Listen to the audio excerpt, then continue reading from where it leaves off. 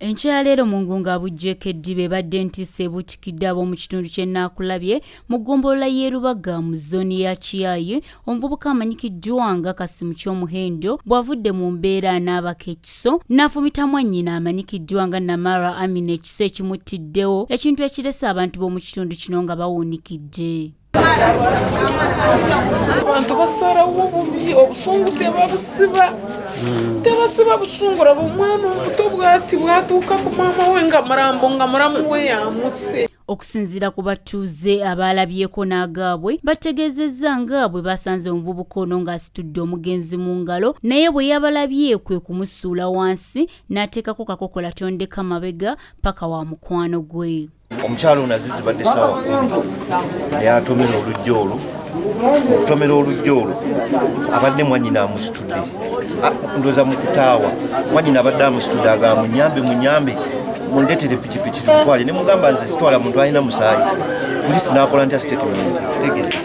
Kati ngenza okuddayo okufuluma kuba mbadde mu shooti, nzirayo okukomawo okumusanga ng'agenze ng'omulambo oyo yamusudde awo. Mu kwogera kwa mukwano gwe gye yabadde addukidde agamba nti zibadde ziweranga ssaawa 10 ekiro ekyakeeseza olunaku olwaleero. Ky'omuhendo n'atuuka ewaka we n'amutegeeza nga bw'afumise Mwanyina Ekiso ku mutima, era bw'atyo n'amutuma agenda akakase, kwe kusangayo poliisi n'agitegeeza nga Ky'omuhendo bw'ali ewuwe. Atuuse okukasa afumise ekiro n'agamba afumise muganda we, naye amufumise tamanyi ngu afudde oba tafudde. Nina ngamba kati kerayo gendo olabe ngu wali mulamu mufu ntoka nisanga mufu nisanga polisi etuuse wano.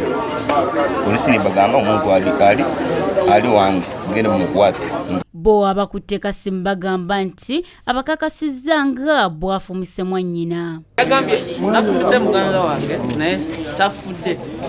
Kati oli yagambye najja nakola ki natuka wano kulaba omuntu afudde. Ani?